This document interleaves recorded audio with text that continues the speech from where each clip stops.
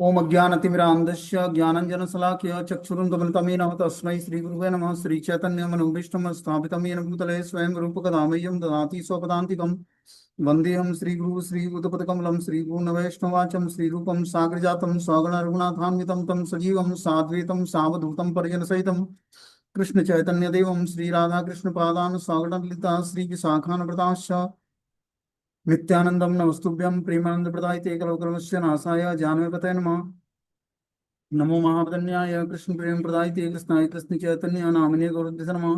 अनर्पिच्छरिचिरात् करुणावतीर्णौ कलौ समर्पितुं न तुज्ज्वल स्वभक्ति श्रियं हरिपुरट सुंदर गुतकदम्ब संदीप्तं सदा हृदय कंदरे स्मृत्वा सचिनंदनम संसार दुःख जल द्रौपदस्य कामा क्रोधादीन क्रम करे कवलीकृतस्य दुर्वासना निगडितस्य निराश्रयस्य चैतन्य चंद्रमं देहि पदावलंबम् चैतन्य चंद्रमं हृदि कुंदम विकास्यम हृदय विदय चिंतन विरंगरंगे किंचापराधति मिरन विद्युदूयं पादामृतम सदय पाय दुर्गतम माम आजानुलंबित भुजो कनकावदातो संकीर्तने कपितरो कमलायताक्षो विश्वम्भरो द्विपरो युगधर्मपालो वंदे जगत्प्रियकरो करुणावतारो नमस्त्रय काल सत्याय जगन्नाथाय सुताय च सभृत्याय सपुत्राय सकलत्राय ते नमः। अवतीर्णो साकरुण्यो परिसीनो सदीश्वर श्रीकृष्ण चैतन्य नित्यानंदो द्वय भ्रातरं भजे स्वजयतु विक्रमं कनकाभ्यं कमलायतीक्ष्णं वर्जाननं विलम्बितं खड्गविबहुधा भक्तिरसाविनर्तकं जयति जयतु देवः कृष्ण चैतन्य ईशचन्द्रो जयति जयतु कीर्तितस्य नित्यापवित्रं जयति जयतु वृत्तस्य विश्वेश्वमूर्ति जयति जयतु नृत्यत्वस्वरूपप्रियाणां पञ्चतत्त्वात्मकं कृष्णं भक्तरूपस्वरूपं भक्तावतारं भक्ताख्यं नमामि भक्तिशक्तिकम्। जय श्री कृष्ण चैतन्य प्रभु नित्यानंद श्री अद्वैत गदाधर श्रीवासादि श्री गौर भक्तवृंद। हरे कृष्णा कृष्ण कृष्ण हरे हरे, हरे राम राम राम हरे हरे। इसमें आज हम लोग को श्रीमद् चैतन्य भागवत मध्य खंड अष्टम अध्याय प्यार संख्या 186 नंबर पढ़ना है। बोलते हैं, प्रभु आनंद देखी भागवत गण अन्योन्य गलाधरी करय क्रंदन सवार संग अंगेते शोभे श्री चंदन माला आनंदे गायन कृष्ण रसे हय भोला मृदंग मंदिरा मदिरा बाजे शंख करताल संकीर्तन संगे सब हैला मिसाल। बोलते हैं, प्रभु के आनंद को देखकर भागवत गण एक दूसरे को गले लगाकर क्रंदन करने लगे। सबके अंगों में श्रीचंद और चंदन और माला सुशोभित शोभा पा रही थी। कृष्ण रस में आत्मविस्मृति होकर सभी आनंद में कीर्तन कर रहे थे। मृदंग मजीरा शंख करताल आदि की ध्वनि संकीर्तन के साथ मिल गई। तो अब जैसा कि हमने स्टोरी सुनाया था जो है कि सभी लोग भक्त लोग मिलते हैं और क्या करते हैं, कीर्तन शुरू करते हैं। अब शिवास आंगन में रात्रि को तो वही संकीर्तन का यहाँ पर वर्णन कर रहे हैं कि प्रभु के आनंद को देखकर जितने भी भागवत गण थे, भगवान के महान भक्त थे, एक दूसरे को से गले लगकर क्रंदन करने लगे। सबके अंगों में श्री चंदन और मालाएं शोभा पा रही थी। सबके अंगों में श्री चंदन लगाया गया था और माला सुशोभित शोभा पा रही थी। जो भगवान के गले की माला होती है वो भगवान को चढ़ाकर सबको पहनाया गया था, संकीर्तन में जो जो पार्टिसिपेट कर रहा था। कृष्ण रस में आत्मविस्मृति होकर सभी आनंद से कीर्तन कर रहे थे। मृदंग मंदिरा शंख करताल आदि की धुनिया संकीर्तन के साथ मिल गई। इस तरह से दिव्य स्वर से संकीर्तन शुरू हो गया। बोलते हैं, ब्रह्मांड भेदीय ध्वनि पुरिया आकाश चौदिकीरा अमंगल याय सबनाश के एक कौन अद्भुत यार सेवकेर नृत्य सर्व विघ्न नाश है जगत पवित्र से प्रभु आपन नाचे आपनार नामे इहार की फल की बा बलिवे पुराण चतुर्दिक श्री हरि मंगल संकीर्तन माझे नाचे जगन्नाथ मिश्रेर नंदन यार नामानंदे शिव बसन न जाने यार यसे नाचे शिव से नाचे अपने यार नामे वाल्मीकि हैया तपोधन यार नामे अजामिल पाइला मोचन यार नामे श्रमणे संसार बंधन घुचे ये न प्रभु अवतीरे कलियुग नाचे यार नामे गाई सुख नारद वीणाय सहस्त्र बदन प्रभु यार गुण गाय सर्व महाप्रायश्चित ये प्रभुर नाम से प्रभु नाचाय देखे यत भाग्यवान हईला पापिष्ट जन्म तखन ना हయ్యా हेन महामहोत्सव देखी ते न पाय। संकीर्तन ध्वनि ब्रह्मांड को भेद कर सारे आकाश में व्याप्त हो गई और उस हरि ध्वनि के कारण चारों दिशाओं के सब अमंगलों का नाश हो गया। जब दिव्य संकीर्तन होता है उच्च स्वर से तो आकाश में जितने भी गलत साउंड वाइब्रेशन से ध्वनि है वो सब नष्ट हो जाते हैं हरि ध्वनि से। बोलते हैं कि ब्रह्मांड को भेद कर सारे आकाश में व्याप्त हो गया और उस हरि ध्वनि के कारण चारों दिशाओं के सारे अमंगल नाश हो गए। यह कौन सी अद्भुत बात है, जिनके सेवक के नृत्य करने मात्र से सब विघ्नों का नाश हो जाता है। जहाँ भगवान के भक्त लोग नृत्य करते हैं, वहां समस्त अमंगल और समस्त बाधाएं नष्ट हो जाती हैं। जिनके सेवक के नृत्य करने मात्र से सर्व विघ्नों का विनाश हो जाता है और जगत पवित्र हो जाता है, वे ही प्रभु जब स्वयं ही अपना नाम लेकर नृत्य कर रहे हों, तो उसका फल क्या होगा, इसके बारे में पुराण क्या कहेंगे। चारों ओर होने वाले श्री हरिमंगल संकीर्तन के बीच में जगन्नाथ मिश्र के नंदन श्री गौरांग महाप्रभु नृत्य कर रहे थे। तो चारों तरफ जो है हरि ध्वनि का वातावरण था, उसके बीच में भगवान श्री गौरांग महाप्रभु संकीर्तन के बीच में नृत्य कर रहे थे, जिनका नाम लेते समय नाम ग्रहण के आनंद में निमग्न होकर शिव को अपने पहने हुए वस्त्रों का भी ध्यान नहीं रहता। जिनका नाम लेने के मात्र से लेते समय नाम ग्रहण के आनंद में भगवान शिव इतने मग्न हो जाते हैं कि उनको अपने वस्त्रों का भी ध्यान नहीं होता कि मैं क्या वस्त्र पहना हूं और कितना पहना हूं। जिनके यश के आनंद से उन्मत्त शिव नृत्य करते रहते हैं, वे ही अपने आप नृत्य कर रहे हैं। जिनका नाम लेकर वाल्मीकि तपोधन हो गए, जिनके नाम से अजामिल मुक्त हो गया, जिनके नाम को सुनने से संसार के बंधन छूट जाते हैं, वे ही प्रभु अवतरित होकर कलयुग में नृत्य कर रहे हैं। तो कलयुग में नाम संकीर्तन और नृत्य और भगवत प्रसाद, ये कलयुग के से जीवों का निस्तार करने के लिए सक्षम है। कलयुग में और कुछ, क्योंकि जीवात्मा स्वाभाविक रूप से आलसी होता है, तमोगुणी होता है। अब उसको तपस्या बोल दिया जाए, मतलब तपस्या बोला जाए, दान बोला जाए, तो नहीं कर पाएगा वो। तो कलयुग में मात्र यज्ञ ही सक्सेस है। स्वाध्याय यज्ञ और संकीर्तन यज्ञ, दो यज्ञ करके हम धीरे धीरे भगवान को प्रसन्न कर लेंगे। बोलते हैं आगे कि जिनके नाम का कीर्तन करते हुए सुखदेव गोस्वामी और नारद परिभ्रमण किया करते हैं, सहस्त्र बदन शेष जी जिनके गुणों का निरंतर गान करते हैं, जिन प्रभु का नाम सभी पापों को महान प्रायश्चित स्वरूप है, उस महाप्रभु को सभी भाग्यवान व्यक्ति नृत्य करते हुए देख रहे हैं। मुझ पापिष्ट का जन्म तो हुआ, परंतु उस समय नहीं हुआ, इस कारण ऐसा महोत्सव मुझे देखने को नहीं मिला। कि जो राइटर हैं वृंदावन दास ठाकुर, बोलते हैं कि मुझ पापिष्ट का जन्म तो हुआ, लेकिन उस समय जन्म नहीं हुआ जब ये महामहोत्सव मनाया जा रहा था। श्रीमन चैतन्य महाप्रभु के 3.5 पार्षद थे। 3.5 पार्षद में आधा पार्षद का मतलब है कि एक माता थी और 3 पुरुष वर्ग थे।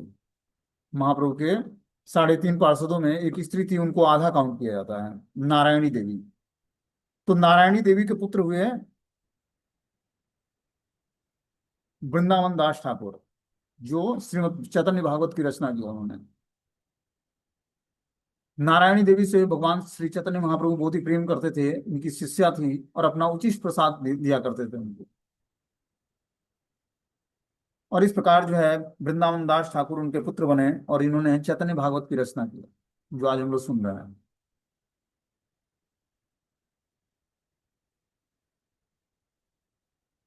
बोलते हैं कि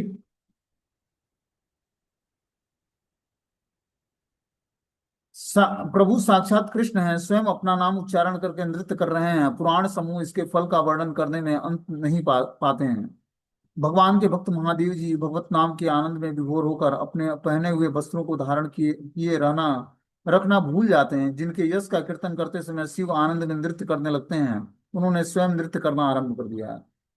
कि जिनके नाम के उच्चारण मात्र से भगवान शिव जो महादेव जी हैं, वो भी नृत्य करते हैं। लेकिन आज वही प्रभु जिनके कीर्तन से शिव जी आनंद लेते हैं और नृत्य करते हैं, उन्हें वही आज स्वयं नृत्य कर रहे हैं। ग्रंथकार अपनी दीनता को प्रकाशित करते हुए कह रहे हैं कि महाप्रभु के प्रकट काल में उनका अबुद्ध न होने के कारण उनका जीवन पापूर्ण हो गया है, क्योंकि भगवान के नृत्य महोत्सव को देखने का सौभाग्य उनको नहीं मिला। बोलते हैं कलयुग प्रशंसिल श्री भागवते यही अभिप्राय तारण जानी व्यास सुते, निजा आनंद नाचे महाप्रभु विश्वभर, चरण ताल सुनी अति मनोहर। व्यास के पुत्र श्री सुखदेव गोस्वामी ने श्रीमद् भागवतम में कलयुग की प्रशंसा की है, क्योंकि वे इसके अभिप्राय को जानते थे। और कलयुग में महाप्रभु का अवतार होगा। अपने आनंद में महाप्रभु विश्वम्भर जब नृत्य करते थे, उस समय उनके चरणों के अति मनोहर ताल सुनाई देते थे। तो बता रहे हैं कि जो है जो व्यास देव के पुत्र हैं श्री सुखदेव गोस्वामी श्रीमद् भागवतम में कलयुग की प्रशंसा करते हैं, क्योंकि वे इसकी अभिप्राय को जानते थे। कलयुग में महाप्रभु का अवतार होगा। अपने आनंद में महाप्रभु विश्वम्भर जब नृत्य करेंगे उस समय उनके चरणों के अति मनोहर ताल सुनाई देंगे हर जीवात्मा को। व्यास नंदन श्री सुखदेव गोस्वामी ने कलयुग में श्री गौर सुंदर का अवतार होगा, यह जानकर ही श्रीमद् भागवतम ग्रंथ में कलयुग की प्रशंसा की है।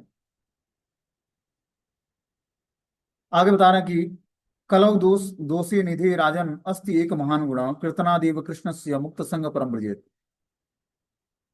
कि कलयुग में दोषों का महान खान होने के कारण भी, और जो कोई व्यक्ति कृष्ण नाम का कीर्तन करता है तो वो धीरे धीरे मुक्त संग परम ब्रजेत, मुक्ति लाभ कर लेता है। बोलते हैं भाव भरे माला नहीं रहे गलाय, छिंडिया पड़े गिया भक्ति पाया। कति गेला गरुणेर आरोहण सुख, कति गेला संघ चक्र गदा पद्म रूप। कोथाया रहिला सुख अनंत शयन, दास्य भावे धूलि चुटे करय रुदन। कोथाया रहिला वैकुंठेर सुख भार, दास्य सुखे सब सुख पास रील तार। कति गेला रमार वदन दृष्टि सुख, बिरही हैया कांदे तुली बाहुमुख। शंकर नारद आर यार दास्य पाया, सर्व ऐश्वर्य तिरस्करी भ्रमे दास हैया। श्री प्रभु आपनार दंत त्रिना करी, दास्य योगे मांगे सब सुख परिहरी। हे न दास्य योग छाड़ी आर एवा चाय, अमृत छाड़िया एन विष लागी धाय। सेवा के ने भागवत पढ़े वा पढ़ाय, भक्ति र प्रभाव नाही यार जिहाय। शास्त्री न जानी मर्म अध्यापन करे, गर्द भेर प्राय इन शास्त्र बही मरे। यही मत शास्त्र बहे अर्थ नाही जाने, अधम सभाय अर्थ अधम बखाने। वेद भागवते कहे दास्य बड़ा धन, दास्य लागी रमा अज भवेर यतन। बोलते कि भावावेश में माला गले में नहीं रहती, वह टूट टूट कर भक्तों के चरणों में जाकर गिर पड़ती। कहा गया है कि उनका गरुण के कंधों पर चढ़ने का सुख कहाँ गया, उनका शंख चक्र गदा पद्मधारी रूप कहाँ गया, उनका शेष सैया पर शयन का सुख कहाँ चला गया। अब तो वे प्रभु दास्य भाव में धूल पर लुंठित होकर रो रहे हैं।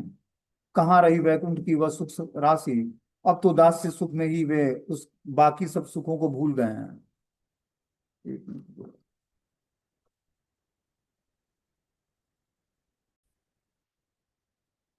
बोलते हैं संभोग रस का विषय होकर लक्ष्मी जी के मुखार बिंदु का अवलोकन करने के बाद वे अब मुख एवं बाहुओं को ऊपर उठाकर विरह सागर में निमग्न होकर क्रंदन करने लगे। तो महाप्रभु जब श्री विष्णु फॉर्म में आते हैं तो हाथ में शंख चक्र गदा पद्म धारण करते हैं और कभी अनंत शैया के शेष पर शयन करते हैं। लेकिन गौर सुंदर की लीला में वो दास्य भाव में धूल में लुंठित होकर रोने लगते हैं। प्रभुत्व के सुख को दूर हटाकर वे दास्य भाव में सुख में प्रमुख हो जाते हैं। भगवान वैकुंठपति जब नारायण रूप में होते हैं माता लक्ष्मी के साथ तो वो ऐश्वर्य भाव में होते हैं। लेकिन यहाँ पर जो है महाप्रभु दास्य भाव में धूल में लुंठित होकर रोने लगते हैं। संभोग रस का विषय होकर लक्ष्मी जी के मुखार बिंदु का अवलोकन करने के बदले वे अब मुख एवं बाहुओं को ऊपर उठाकर विरह सागर में निमग्न होकर क्रंदन करने लगे। कि वैकुंठ में जब होते हैं तो संभोग रस का विषय होकर लक्ष्मी जी के मुखार बिंदु का अवलोकन करने के बाद वह मुख और बाहु करने के बजाय यहाँ पर क्या कर रहे हैं महाप्रभु, दास्य भाव में मुख और बाहुओं को ऊपर उठाकर विरह सागर में निमग्न होकर क्रंदन करने लगे। शंकर नारद प्रवृत्त देवता अपने अपने ऐश्वर्य का परित्याग करके जिनकी सेवा में व्यस्त रहते हैं वे ही सेव्य तत्व आज दीनता का अवलोकन करके दांतों में तृण को धारण करके सेव्य के सुख समूह का परित्याग करते हुए भक्ति योग के लिए प्रार्थना कर रहे हैं। तो महाप्रभु ने यहाँ पर दिखाया कि भक्ति योग कैसे करनी है। भक्ति योग को धारण करने के लिए बता रहे हैं कि जो है अपने ऐश्वर्य का परित्याग करना पड़ेगा। ऐश्वर्य का परित्याग करके तृणादपि सुनिचेना तरोरपि सहिष्णुना अमानि नामान देना कीर्तनीय सदारि, इस सूत्र को अपनाना पड़ेगा। तब जाकर व्यक्ति जो है निरंतर भगवान के नाम का कीर्तन कर पाएगा। बता रहे हैं वे सभ्य तत्व आज दीनता का अवलंबन करके दांतों में तृण को धारण करके शिव्य के सुख समूह का परित्याग करते हुए भक्ति योग के लिए प्रार्थना कर रहा है। अपने व्यवहार से महाप्रभु दिखा रहे हैं कि भक्ति को कैसे अंगीकार करना है। अपने समस्त ऐश्वर्यों को एक तरफ रखकर और दीनता भरा जब हम व्यवहार करेंगे अपने आचार्यों से गुरुजनों से तब जाकर हम भक्ति को प्राप्त कर पाएंगे, जो कि महाप्रभु अपने आचरण से दिखा रहे हैं। गौर सुंदर के इस अभिनव आदर्श को देखकर भी जो व्यक्ति भक्ति पथ को परित्याग करके दाम्भिक होकर सालोक्य आदि 4 प्रकार के मुक्ति का समर्थन किया करते हैं, उनका विचार अमृत के स्थान पर विष पीकर जर्जरित हो जाने के समान है।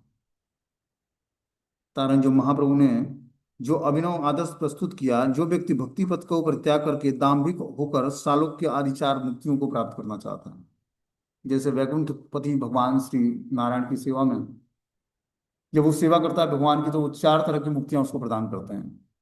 वैकुंठपति भगवान श्री नारायण सालोक्य, सामीप्य, श्राष्टी और सारूप्य और सायुज। सायुज मुक्ति मुक्ति असुरों को मिलता है। सालोक्य मतलब भगवान का लोक प्राप्त कर लेना, वैकुंठ लोक। सारूप्य मतलब भगवान जैसा ही स्वरूप हो जाना। श्राष्टी मतलब भगवान के समान ऐश्वर्य प्राप्त कर लेना, और सारूप्य मतलब भगवान के जैसा स्वरूप प्राप्त कर लेना। तो वैकुंठपति भगवान जो श्री नारायण है, ये चार पांच ऐश्वर्य अपने भक्तों को या असुरों को प्रदान करते हैं। जो असुरों को मारते हैं उसको जो है सायुज्य मुक्ति प्रदान करते हैं, भक्तों को ये चार मुक्तियां प्रदान करते हैं जो हमने बताया। लेकिन महाप्रभु बता रहे हैं कि जो है इस दास्य भाव में हमें किस तरह से दांतों में तृण धारण करके शिव को इस सुख समूह का परित्याग करके भक्ति योग के लिए प्रार्थना करनी होती है, कि विनम्रता धारण करके हमें भगवान की भक्ति के लिए प्रार्थना करनी पड़ती है। गौर सुंदर के इस अभिनव आदर्श को देखकर जो व्यक्ति भक्ति पथ का परित्याग करके दाम्भिक होकर सालों के आदि चार प्रकार की मुक्ति का समर्थन किया करेगा, उनका विचार अमृत के इस स्थान पर विष पीकर जर्जरित हो जाने के समान होगा। कि अगर जो व्यक्ति दाम्भिक लक्षणों को प्रकट करेगा, और तो उसका यही एक ही विचार होगा कि वो अमृत के स्थान पर विष पीकर जर्जरित हो जाएगा। जो वैकुंठ की भक्ति है और जो महाप्रभु या भगवान श्री कृष्ण जो भक्ति देने आए थे, उस दोनों में बहुत ही अंतर है। वैकुंठ की भक्ति में व्यक्ति दास से भाव तक जा सकता है, लेकिन जो महाप्रभु चैतन्य महाप्रभु जो देने आए थे और जो भगवान श्री कृष्ण ने जो भक्ति प्रदान किया, उसमें औदार्य रस, माधुर्य रस की प्रधानता है।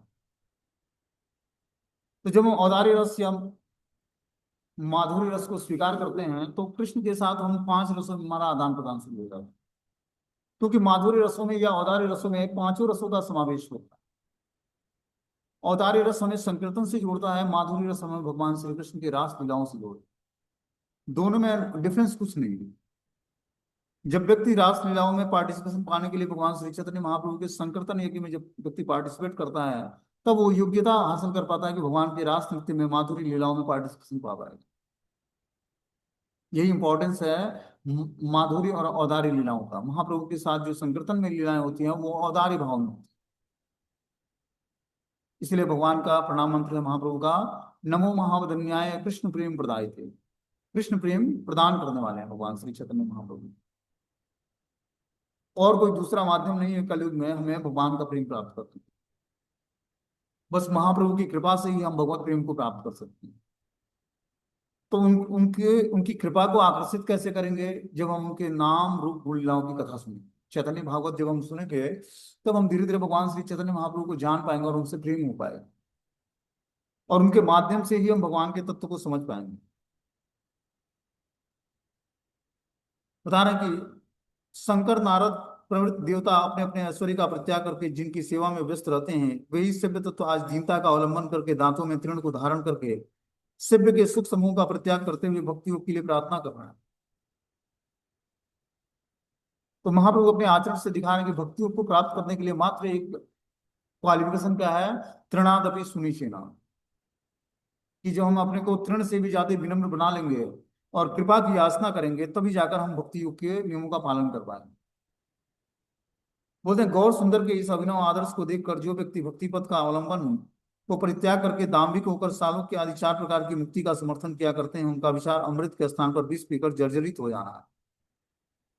कि जो लोग व्यक्ति भगवान की भक्ति पथ का अवलंबन न करके उसका परित्याग करके और भगवान से चार प्रकार की मुक्तियां प्राप्त करने के लिए प्रार्थना करते हैं, क्या हमें आपको आपका वैकुंठ लोक चाहिए, या आपके जैसा स्वरूप चाहिए, या आपके जैसा ऐश्वर्य चाहिए, या आपके जैसा स्वरूप चाहिए, लोक चाहिए, ऐश्वर्य चाहिए। तो इस प्रकार के जो चार ऐश्वर्य हैं, जो भगवान से ये चार ऐश्वर्यों के लिए प्रार्थना करता है, तो वो अमृत के स्थान पर विष पीकर जर्जरित होने के समान, कि अमृत छोड़कर वो विष को पीना चाहता है। मतलब चार प्रकार की मुक्तियां भक्तों के लिए, भक्त भगवान से कभी मुक्ति की याचना नहीं करते। भक्त भगवान से भक्ति और प्रेम की याचना करता है। जो आनंद भगवान की भक्ति और प्रेम में है, वो मुक्ति प्राप्त करने में नहीं।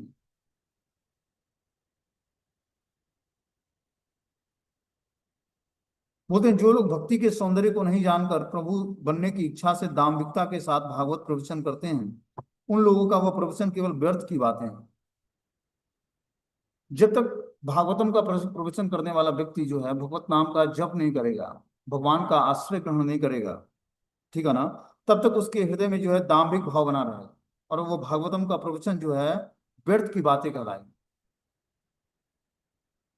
इसीलिए भगवान का भक्त होना आवश्यक है। और भगवान के भक्त से ही हमें श्रीमद् भागवतम की कथा सुननी चाहिए। खासकर जो गुरु शिष्य परंपरा में आचार्य आते हैं उनसे, क्योंकि जब हम उनके मुख से सुनेंगे तभी हमारे अंदर भगवान के प्रति प्रेम जागृत होगा, हमारे हृदय के अनर्थ नष्ट होंगे, और धीरे धीरे हम तत्व से भगवान को जान पाएंगे। बिना भगवान को तत्व से जान, देखो भागवतम बहुत सारे लोग वाचन करते हैं, लेकिन कितने परसेंट लोग भक्त बनते हैं? कोई नहीं भक्त बनता है। बड़े बड़े पंडालों में संकीर्तन होता है, और संकीर्तन तो नहीं होता है, भागवतम कथा होता है, लेकिन उसका परिणाम क्या निकलता है कि कथा समाप्त हुई, कथावाचक अपने घर और जो है कथा सुनने वाले अपने घर पर, किसी का हृदय परिवर्तन नहीं होता है। इस कारण से नहीं होता है, वाचक की प्योरिटी पे डिपेंड करता है। जितना ही वो प्योर होगा उतना ही लोगों उसके उससे कथा सुनकर भक्ति को के प्रति आकर्षित होंगे। ये भागवत सब कुछ देने में समर्थ है, लेकिन किसके मुख से हम सुनते हैं वो बहुत ही आवश्यक है। जो व्यक्ति धन का लोलुप होकर भागवतम वाचन करता है कि मुझे 1 लाख रुपए चाहिए और मैं भागवतम वाचूंगा, उससे जब व्यक्ति भागवतम सुनता है तो उसके अंदर आसुरी लक्षणों का विकास होता है। वही भागवतम जो मुक्ति और भगवान की प्रेमा भक्ति प्रदान करने वाली है, वही उसको धर्म अर्थ काम मोक्ष की तरफ, आसुरी लक्षणों की तरफ ले जाएगी, क्योंकि उसने गलत व्यक्ति का संसर्ग कर दिया। भागवतम वाचने का पहला क्वालिफिकेशन है कि वो श्री भगवान का भक्त होना चाहिए। पूर्ण पुरुषोत्तम भगवान को वो तत्व रूप से तत्व से समझा हुआ व्यक्ति ही भागवतम का वाचने का असली क्वालिफिकेशन रखता है। और किसी के पास क्वालिफिकेशन नहीं है। हम लोग तो चलो आचार्य गुरुजनों की कृपा से हम लोग जो है भागवतम को समझ के कुछ बोल पाते हैं, उनकी कृपा से, अपने कुछ प्रयास से नहीं। क्योंकि भगवान को जो तत्व से जान लेगा वही जीवन मुक्त महापुरुष भागवतम का वाचन कर सकता है, क्योंकि वो परमहंस संहिता है, वो उनके लिए है। परमहंस का मतलब होता है कि जो हंस होता है वो जल मिश्रित दूध में से दूध को पी लेता है और जल छोड़ देता है, इतना उसकी शार्प बुद्धि होती है। जिस दूध में जल मिला हो तो दूध छोड़ दे, दूध पी लेता है और जल छोड़ देता है। ऐसा ही जब भौतिक संसार में वो भक्त जो भगवान का शरण ग्रहण करके पूर्ण रूपेण अपने जीवन को भगवान के श्री चरणों में समर्पित करके और भगवान की कृपा को आकर्षित कर लिया है, वही वास्तविक वक्ता हो सकता है श्रीमद् भागवतम का। तो हम लोग जो ऐसे आचार्यों की शरण लिए हैं जो भागवत भक्त हैं, तो उनकी कृपा से हम लोग कुछ बोल पाते हैं, भागवतम का कुछ गुणगान कर पाते हैं। नहीं तो अपने अंदर कुछ क्वालिफिकेशन नहीं है भागवतम के बारे में बोलने, मात्र क्या है उनकी कृपा है। वो जहां तक बुलवाना चाहेंगे वहां तक हम लोग बोल सकते हैं। आगे बता रहे हैं कि सभायम पाठ वेदम से स्वभावम, अपने को पंडित मानने वाले जो व्यक्ति भागवतम के अध्यापक बनकर भक्ति विहीन विचारों के द्वारा अपना घमंड का प्रदर्शन करते हैं, वे भार ढोने वाले गधे की भांति शास्त्रों के वाक्यों को केवल ढोते हैं, उनके द्वारा लाभान्वित नहीं होते। वे केवल शास्त्रों को जानने के लिए व्यर्थ परिश्रम करते हुए कष्ट उठाते हैं। भक्ति वर्जित भागवतम प्रवक्ता अयोग्य श्रोताओं के लिए के बीच भागवतम के अर्थ की जैसी व्याख्या करते हैं, वह व्याख्या सर्वतोभावेन से तुच्छ होता है। बोलते हैं कि जो व्यक्ति सभायम पाठ वेदम से स्वभाव, अपने को पंडित मानते हुए जो व्यक्ति भागवतम के अध्यापक बनकर भक्ति विहीन विचारों के द्वारा अपने घमंड का प्रदर्शन करते, तो ऐसे भी समाज में आचार्य या भागवतम पढ़ाने वाले पंडित हैं जो अपने को भक्ति विहीन विचारों के द्वारा अपने घमंड का प्रदर्शन करते, जो भागवतम के वाचन के तात्पर्य को समझाते हैं, लेकिन उसमें भक्ति नहीं होती। ऐसे तात्पर्य सुनने से जो है हमारे हृदय में भक्ति प्रकट नहीं होती।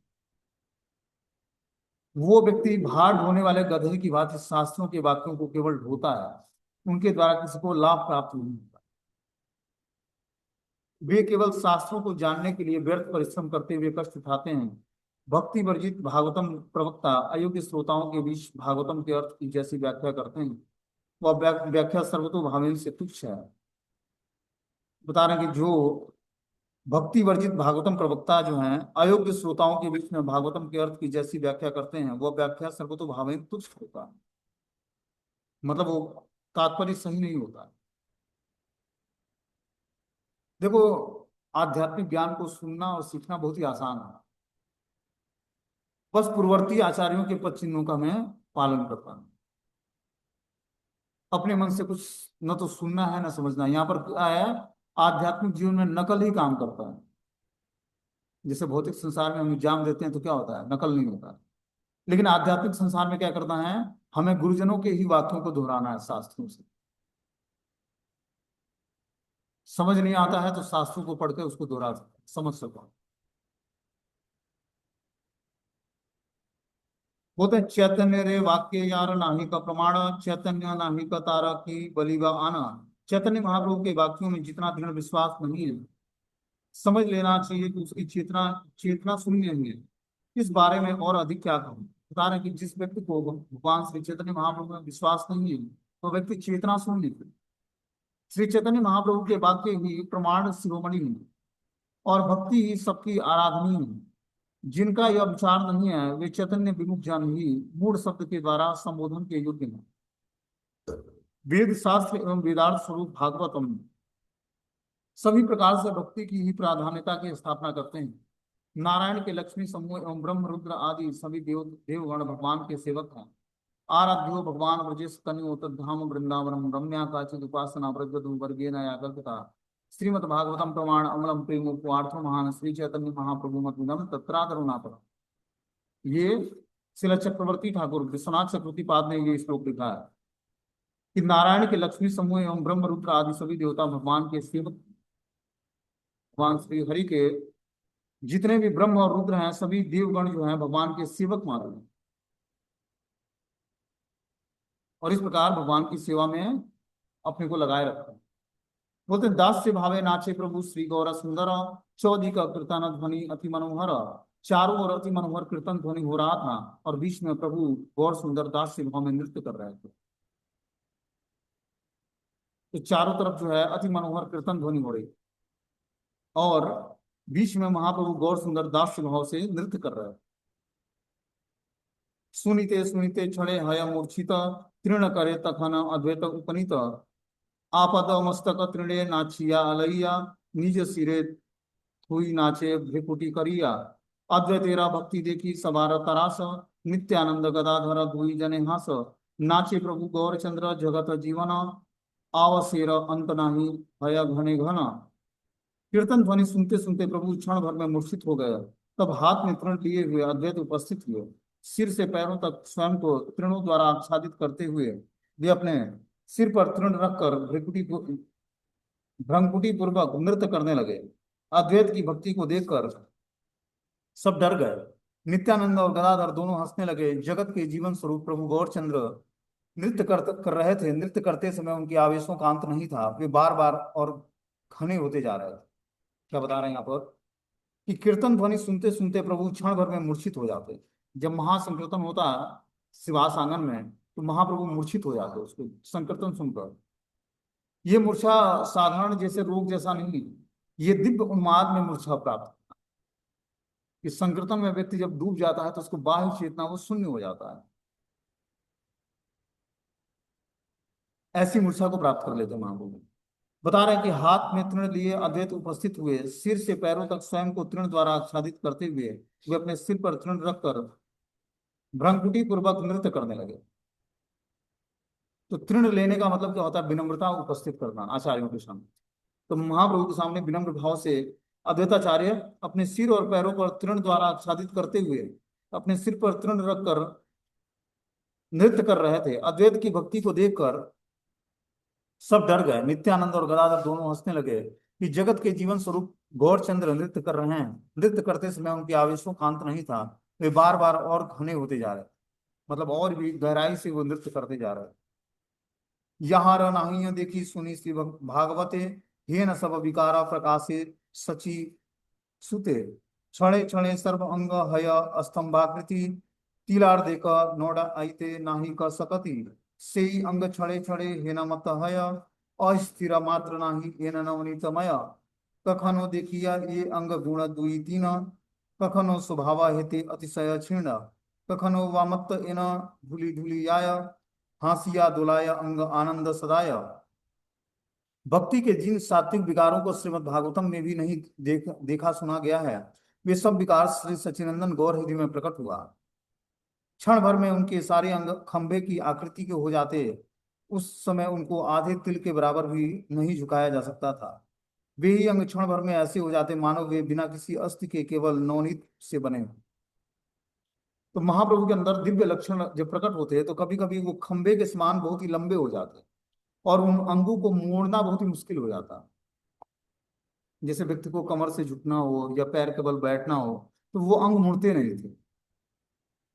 और कभी कभी वही अंग जो है नवनीत मक्खन के समान बहुत ही सॉफ्ट हो जाते। कभी कभी उनके अंग दो तीन गुना बड़े हो जाते। कभी कभी अपने स्वाभाविक अवस्था में भी अत्यंत दुबले पतले दिखाई देते। कभी कभी वे मस्त होकर झूमते हुए चलते। उस समय आनंद में निमग्न होकर वे हंस हंस कर अपने अंगों को हिलाते रहते।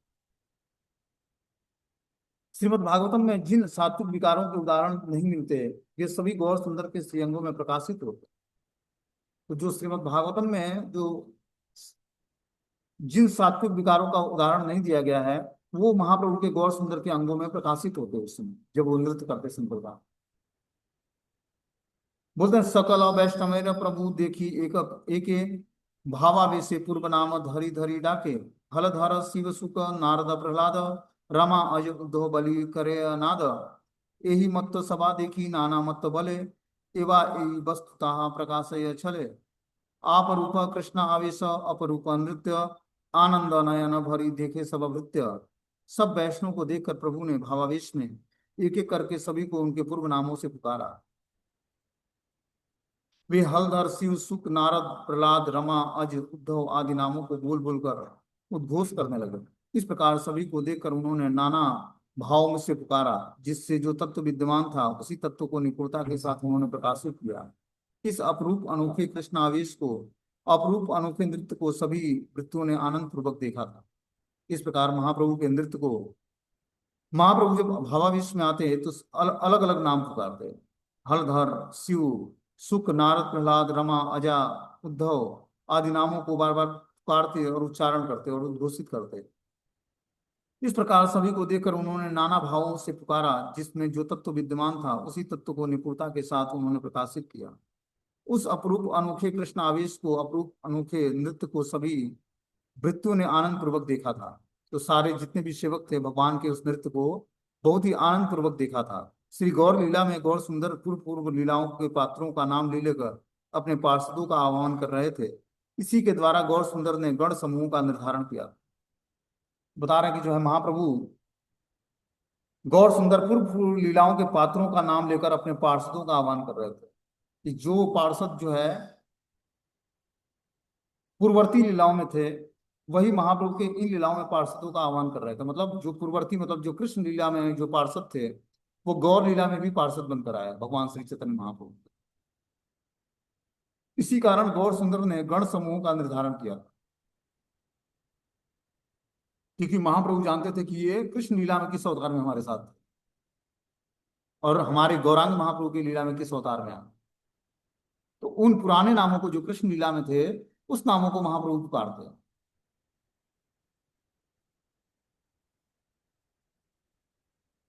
ठीक है, अब आगे जो है 228 नंबर पे आ रहा है, इसको हम लोग कल सुनेंगे। हरे कृष्ण।